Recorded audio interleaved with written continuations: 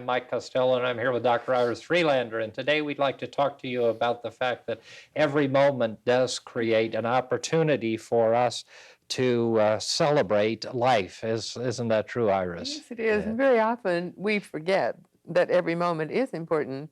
And we keep waiting for the big moment. And sometimes it never happens because we wait too long or too slowly and slovenly. But if we would just be alert and realize that opportunity is just around the corner, usually it is because we get what we expect, don't we? Absolutely. You know, so often in our counseling work and at the church and in the work that you and I both do, and in the entire New Thought movement, we put great emphasis on the importance of living in the present moment. And that living in the present moment is a key to seeing the opportunities of our lives. And if we don't live in the present moment, and of course we all plan for the future and we all have memories of the past, but so often we relate all of our current, or many of our current feelings and emotions and aspects of life to what has happened before or the anticipation of what's going to or could potentially happen in the future. So that living in the now is so important for seeing and grasping opportunities. Yes, it is so important, and sometimes we forget that. But it would be wise if we would all remember to do, because it's just like we have to remember to exercise and we have to have ourselves do exercises. And I don't know very many people who really enjoy it, unless those people who go overboard with it. But we have to remind ourselves, and then we have to do it, and then it becomes a habit. And I have a friend who used to say, about any event, make it an adventure. And that always rings in my mind, and I think helps me to live in the now more fully. Because if we think of life as an adventure and everything that happens as an adventure, then it is. Mhm.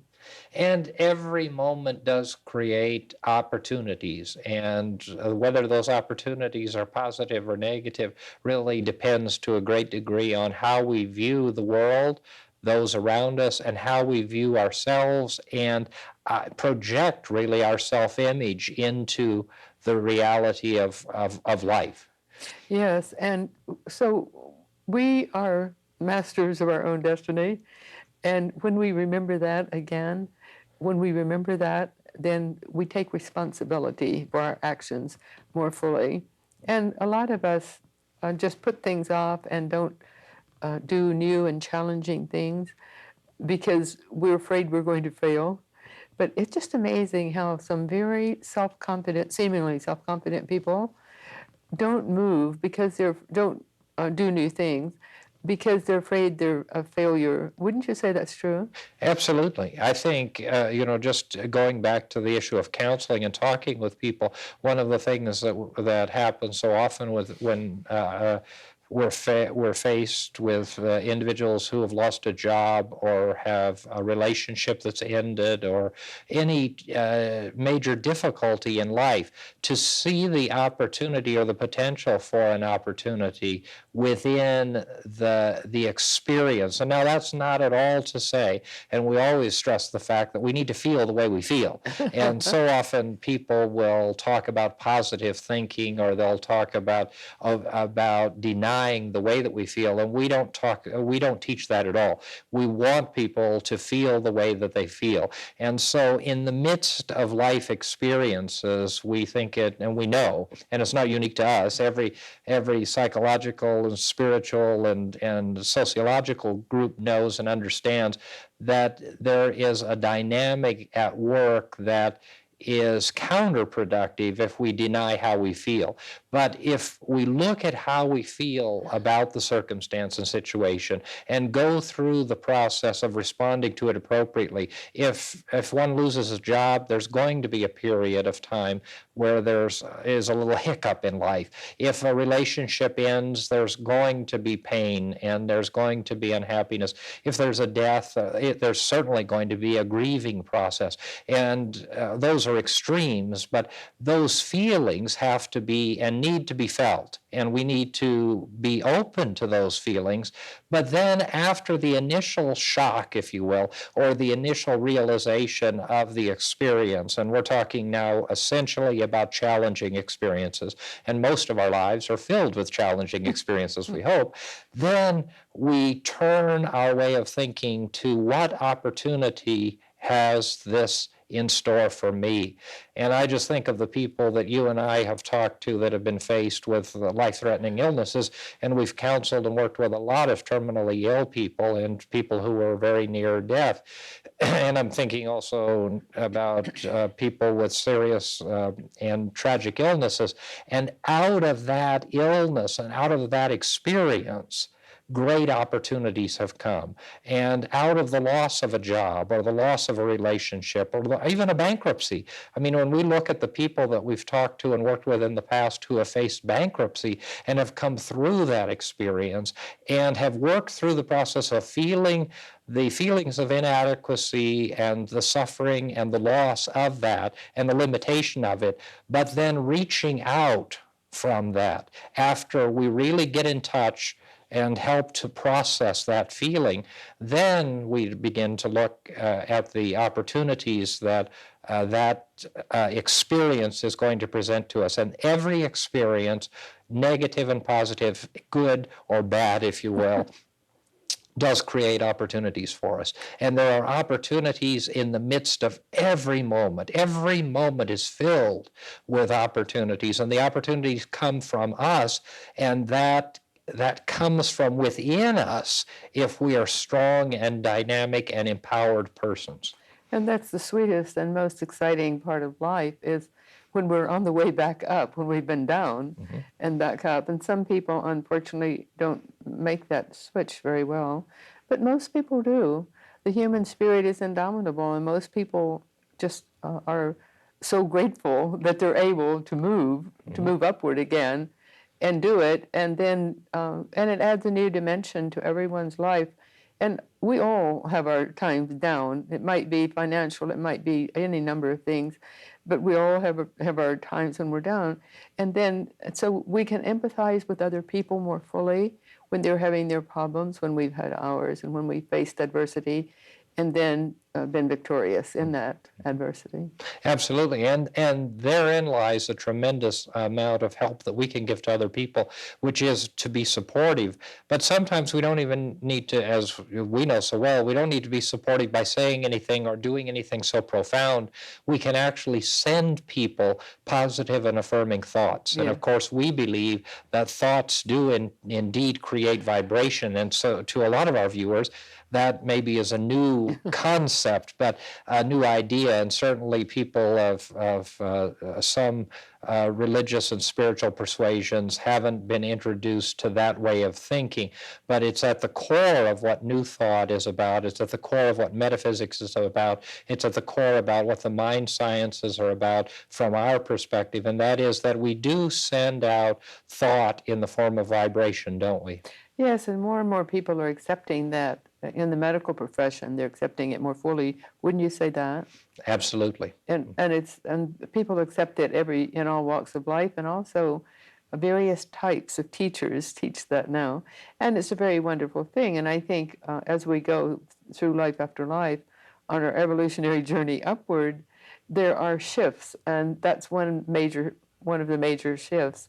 Is our consciousness has been raised to the point that we're more able to see those things, that everything is energy and vibration.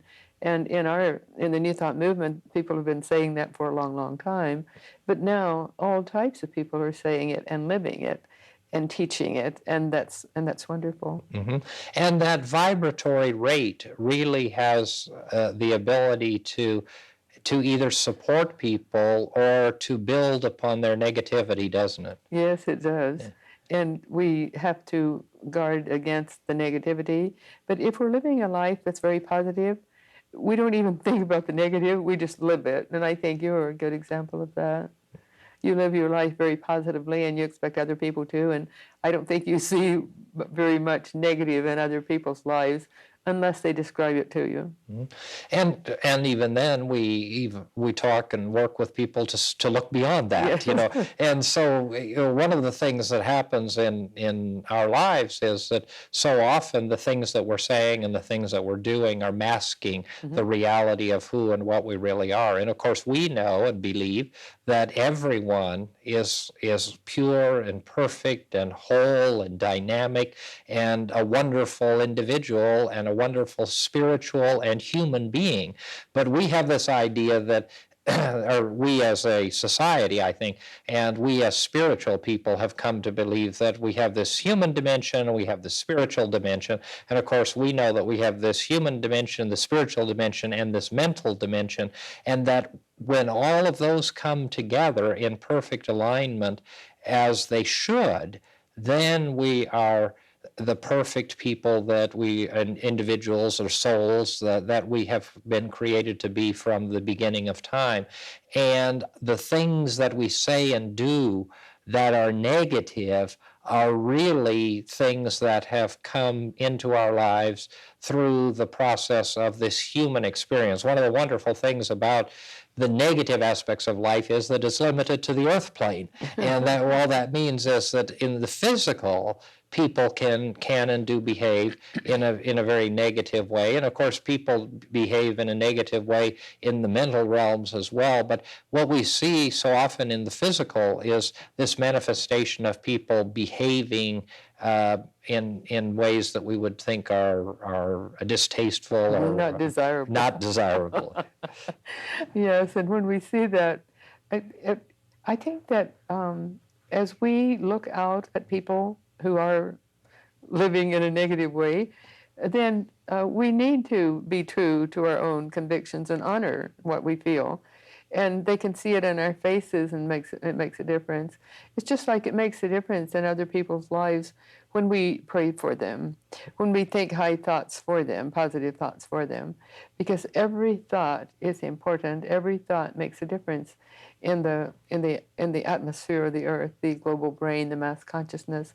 And when we think of it like that, it behooves us to really be responsible for what we send out. And when we know that, then I think we're more apt to just really live more highly, don't you? Absolutely. And on a personal level, we don't really realize how often the negative thoughts that we think have negative impacts on our physical health, on our psychological health, and on our spiritual well-being. I mean, we know that we have to eat good food, we know that we have to exercise, and we also know that we have to think positive and affirming thoughts, because if we don't, we are damaging every aspect of our being. And probably, as we look at people, and we look at negative people, and of course there are a number of studies, very credible studies coming out of some very wonderful universities in psychology today and psychiatry that are telling us that people don't want to be around people who are negative, but also that negative people, from a physiological standpoint, suffer more illnesses. They have more colds, more flu, of longer duration. And it's very interesting that that data is beginning to come. And of course, we've known or believed that for a long time. So we can't think that we need to be cautious of what we think, don't we? Yes, we need to, and it shows in every aspect of our lives. One day this week, I was with my little grandson, and he had a bandage on his foot, and then I said, "Oh, Colton, what happened to your foot?" And he said, "That's okay, Grandma. It's all right. It's all right." It's like he was patting me on the shoulder, only he wasn't as he said it. So that's an example of how our emotion impacts on another person. And let's say an adult is very mean or hateful to a child instead of being thoughtful and sympathetic. Well, then that is like a dagger to that child. And so we have to, and it's like a dagger to adults as well. So we need to give thought. We need to give thought to how we live our lives and how we impact on other people and how our energy affects others, the people around us.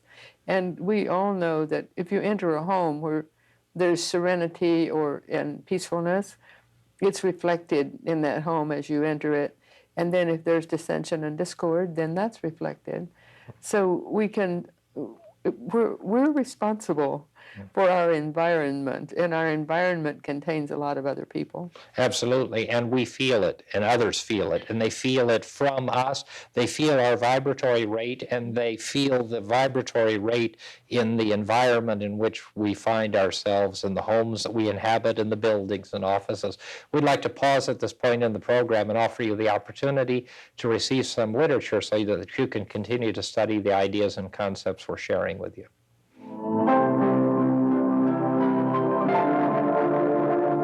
We would like to offer you the opportunity to receive one of these free booklets to further your understanding of the new thought message of confident living. Each month we will feature a different booklet, which will be mailed to you free and postage paid.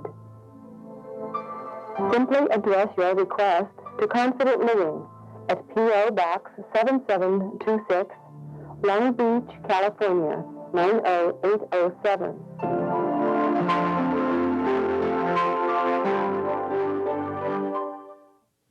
Let's go back to this issue of walking into a room and having a feeling, or coming up to a person and having a feeling.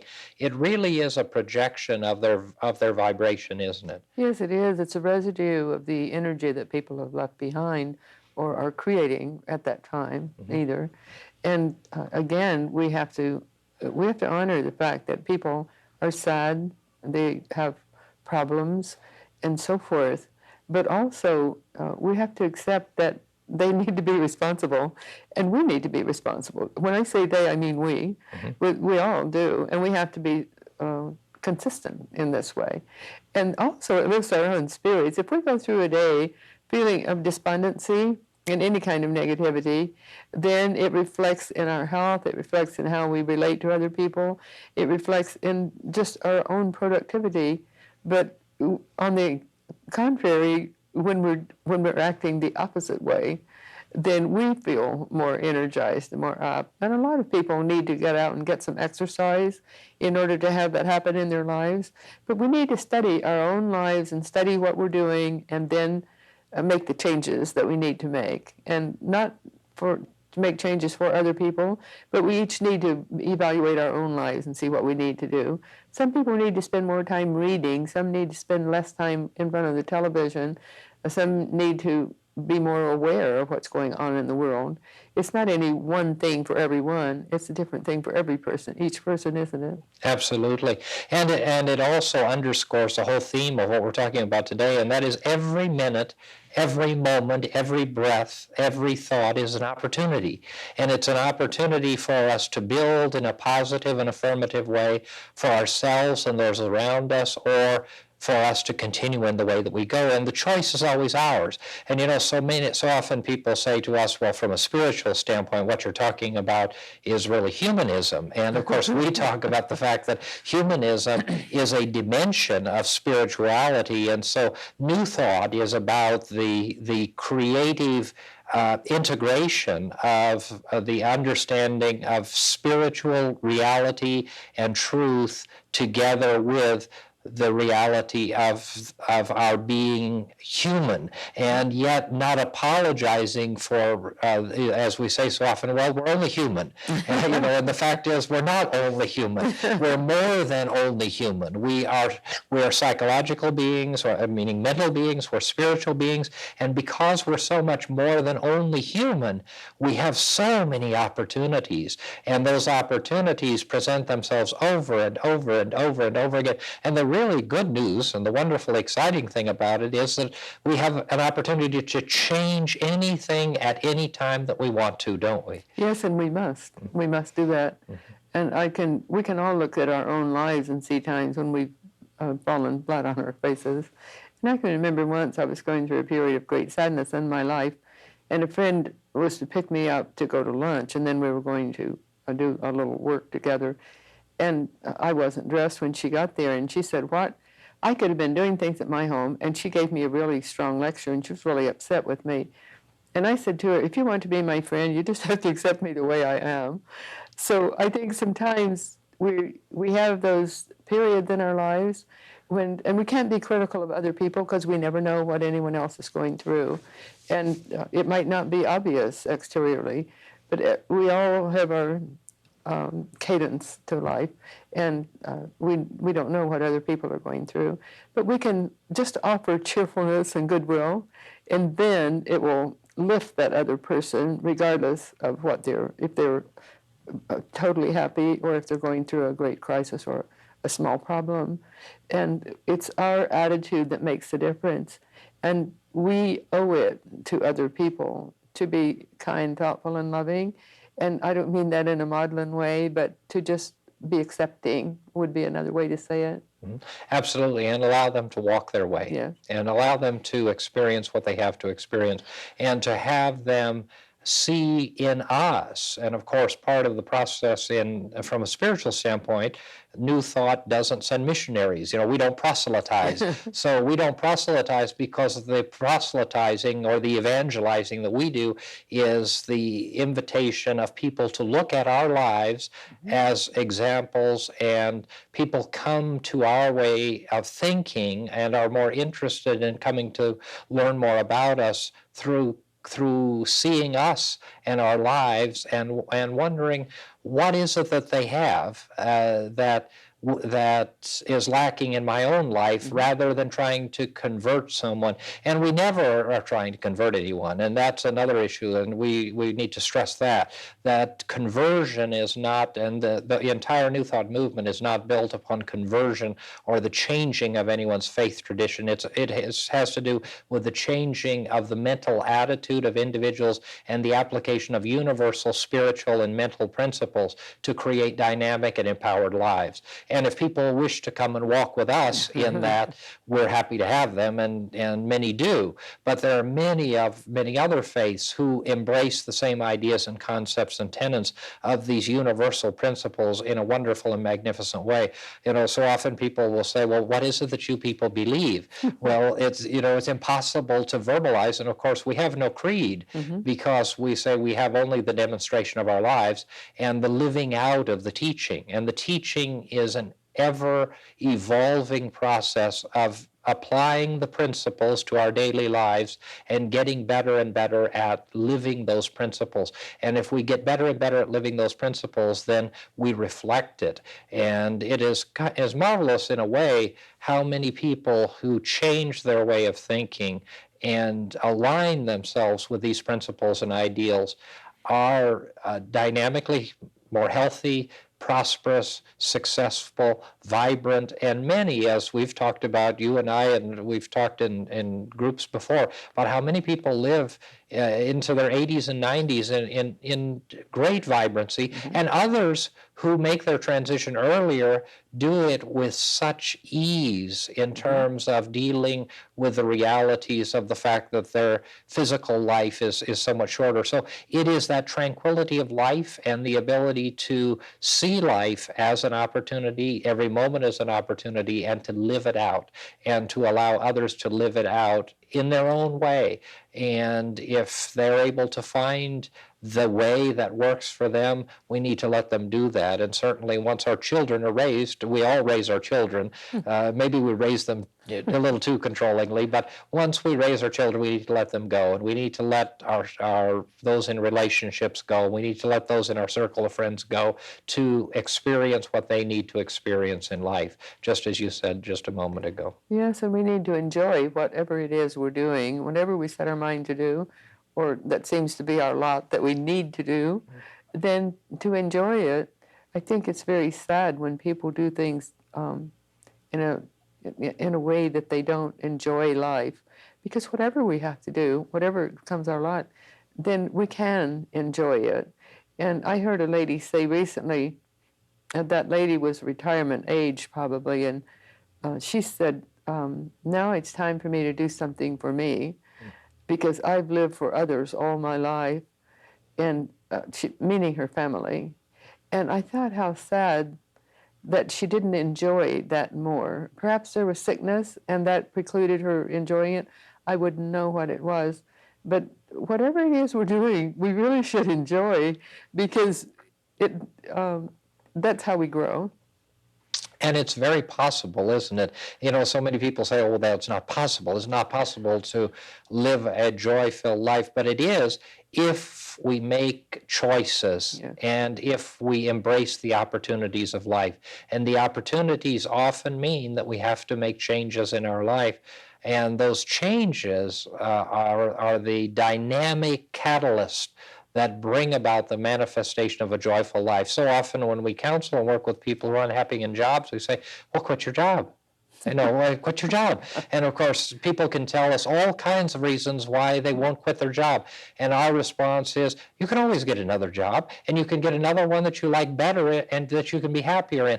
But the opportunity to see that and to feel that and to know it is something that comes from within and comes from the inner strength and confidence. And it goes back to how we see ourselves, our self-image, and also has to do with how we see the divine in ourselves and in other people. And of course, we believe that as we are all connected to the divine, we can be guided and directed. And that means that if we need to make choices, then in that very trite way that as one door closes, another one opens. And so we need to realize that and understand we need to be willing to make those choices. And we need to invite those whom we love and those who are our circle of friends to walk with us in that. And if they don't or they won't, we need to let them walk and go in the way that they need to go. Yeah.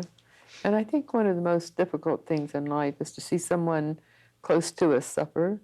And unfortunately, that happens all too often. People go through sickness, and they go through long sicknesses, and they go through seemingly terminal illness for an indefinite amount of time, for a very long time.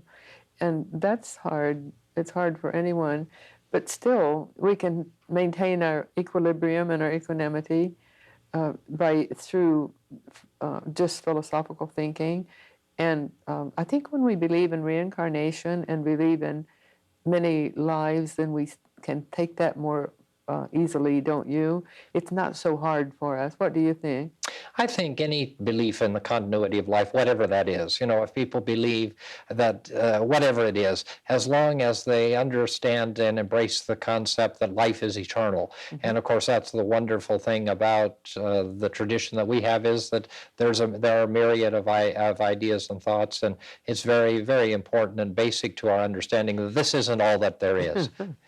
Yes. Well, and back to when someone near us, close to us, is ill, well, every moment can still be an opportunity because we can see a positive aspect to the way they handle their illness, or if they eat a little bit more that day, or take a step or two, or whatever that shows improvement and better health, and better that they're coping with their illness. Because to see someone not able to cope is hard for the people who are around them. Absolutely, and we all have to cope with life, and we have to cope with the end of this program. And so we hope that you found the information that we've shared with you useful, and we look forward to seeing you next time. Mike and Iris would like to extend a cordial invitation for you to join them this Sunday morning at 11 a.m. for our weekly celebration service at the beautiful Seaport Marina Hotel at the corner of Pacific Coast Highway and 2nd Street, adjacent to the Marina Pacifica and Marketplace shopping centers. There will be a guided meditation, prayers, spirited music, and a dynamic, life-changing new thought message. Please join us this Sunday. You will be warmly welcomed into the company of like-minded, positive, and uplifting people. And remember, whatever your dream, whatever your vision, you can attain it through confident living.